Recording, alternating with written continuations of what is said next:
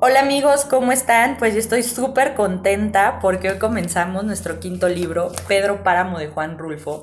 Y estoy bien contenta, lo vuelvo a decir y lo vuelvo a decir porque bueno, como saben, pues ya estamos más allá de este promedio de un libro al año en los mexicanos. Nosotros ya llevamos 5 con esta actividad y espero y todos hayan sido de su agrado y este nuevo también lo abracen y les guste bastante. Este libro es un poquito más corto al anterior, que fue Rayuela, ¿no? Que tenía una extensión bastante más grande.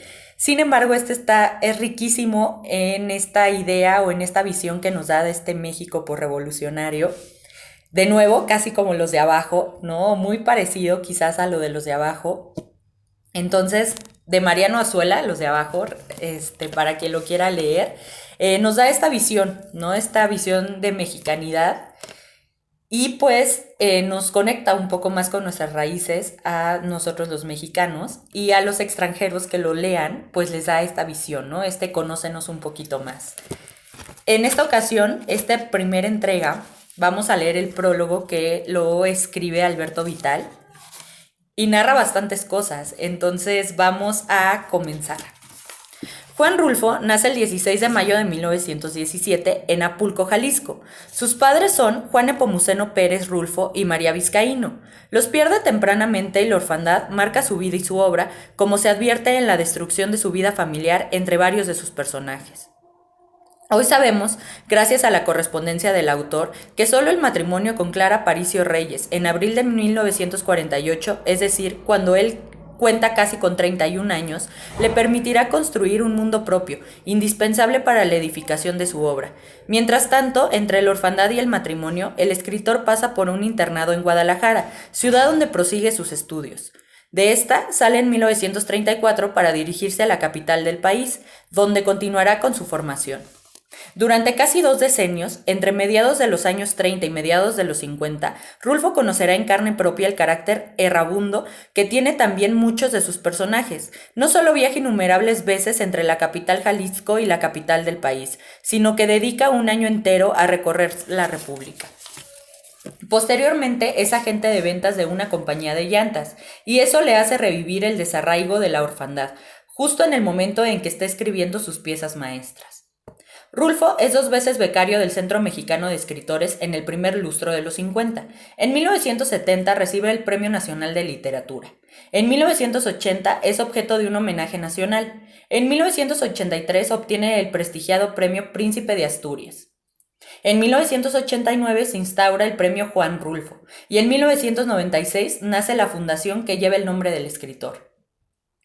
Este había fallecido el 7 de enero de 1986 en la Ciudad de México. La obra. En 1953, Rulfo publica El Llano en Llamas y en 1955 Pedro Páramo. En 1980 dará a la luz El Gallo de Oro y otros textos para cine. Desde entonces las publicaciones del autor provienen de su legado póstumo. Se ha dicho que la obra canónica de Juan Rulfo es breve, una novela y un puñado de cuentos. Sería posible preguntarse más bien por qué la literatura tiene que ser prolija, por qué un autor ha de repetir sus recursos y sus invenciones cuando unos y otros han alcanzado la plenitud. Y es que a diferencia de la literatura en serie como las novelas policíacas, la obra rulfiana se construye a partir de un carácter único e irrepetible que lleva a su culminación y consumación las líneas estéticas en las cuales se basa.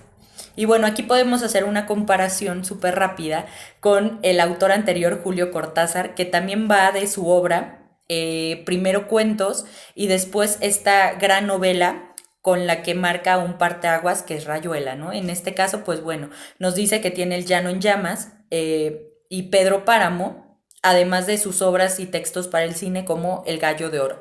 Pero bueno, parece ser que Pedro Páramo también es parte o forma parte de esta división entre el antes y el después de esta visión que tenía. El contexto. La literatura cuenta lo que los seres humanos, lo que les interesa, lo que los apasiona, lo que, en fin, los mueve y los obliga.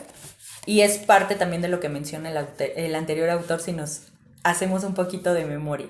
En Pedro Páramo la tierra es lo importante, es la fuente de la riqueza. Los hombres se matan por ella y Pedro Páramo es quien más engaña y asesina. Todo ocurre más o menos en los primeros 3 decenios del siglo XX en alguna región del centro-occidente de México, durante los años de la dictadura de Porfirio Díaz, quien gobernó casi ininterrumpidamente entre 1876 y 1910, y durante los tiempos de la Revolución Mexicana, cuya fase militar transcurrió en 1910 y 1929. También es importante la Guerra Cristera, que de 1926 a 1929 ensangrentó el corazón geográfico del país. A ella se incorpora el conservador padre Rentería, después de que el cura de Contala le niega la absolución por haber humillado las esperanzas espirituales de Comala frente a los imperativos materiales del cacique. Sin embargo, es también sabido que Rulfo tenía en mente como transformado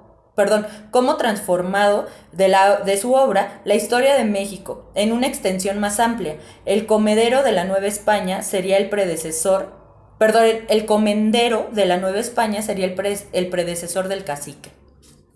Y bueno, aquí también es una obra bien mexicana que nos ayuda a los mexicanos a conectar con esta raíz, ¿no? Con estas ideas postrevolucionarias y parte de también qué hace, ¿no? ¿Por qué estábamos en esta etapa de la revolución?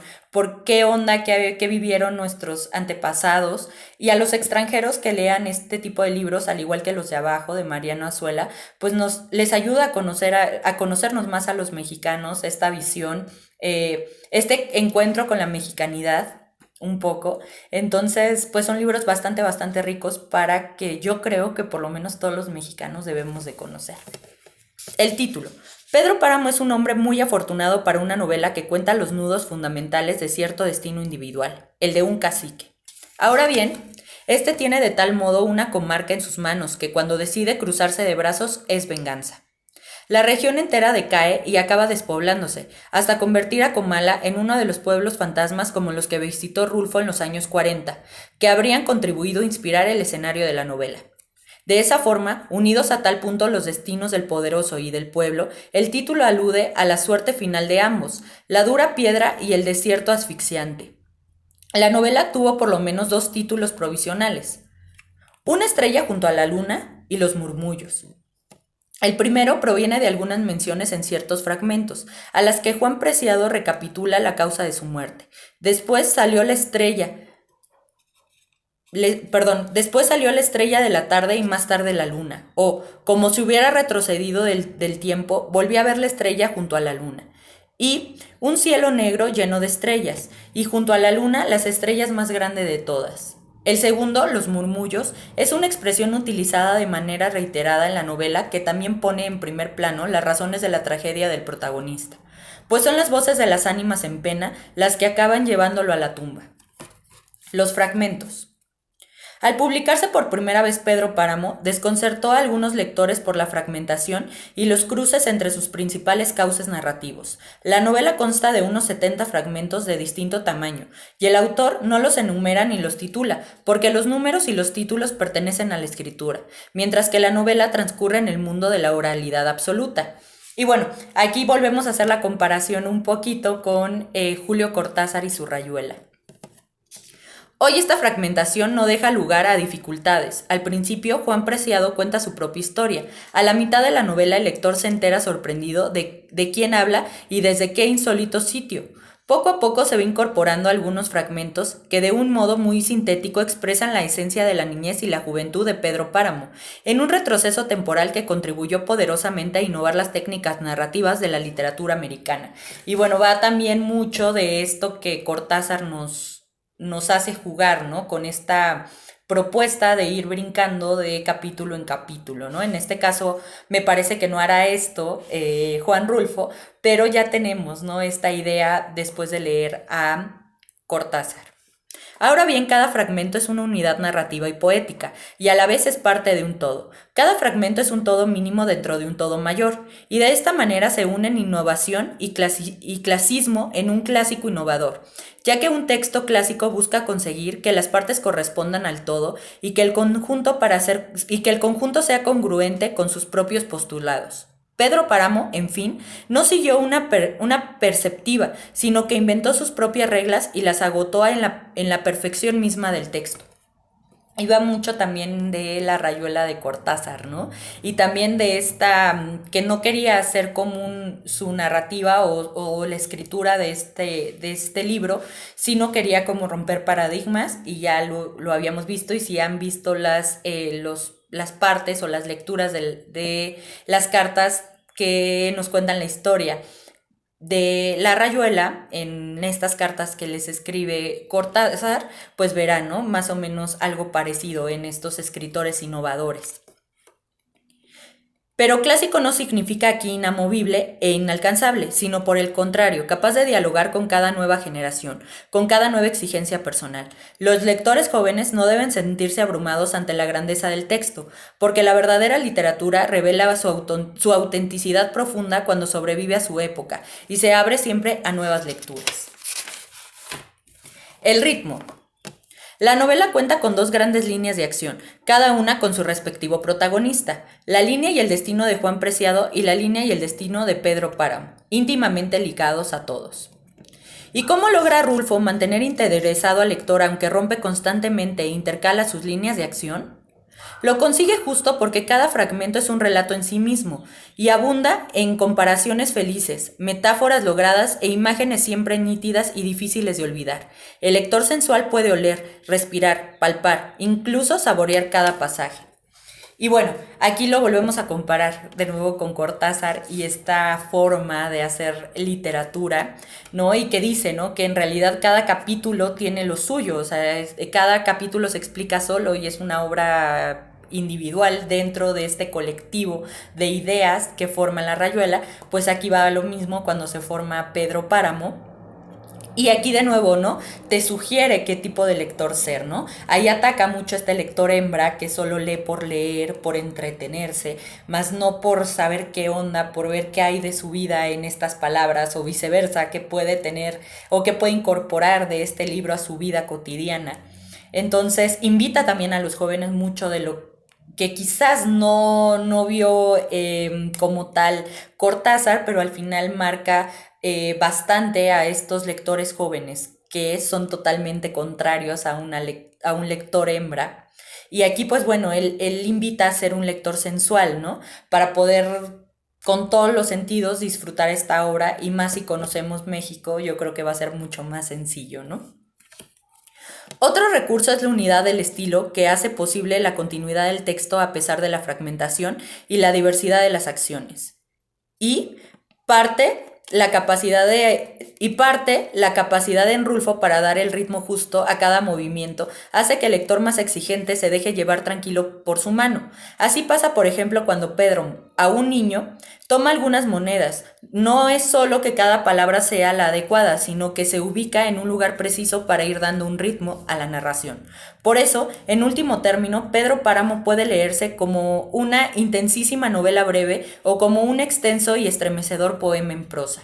De hecho, el ritmo narrativo está tan finamente graduado que, por ejemplo, el proceso de descomposición anímica y muerte de Juan Preciado resulta persuasivo, aunque nadie le pone una mano encima. La delicadeza de este proceder literario es hoy más que nunca digna de mencionarse, porque la televisión nos ha acostumbrado al asesino con todas las ventajas, las que le concede el mal director.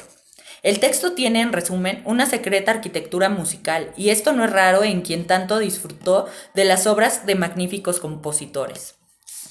El legado de Rulfo.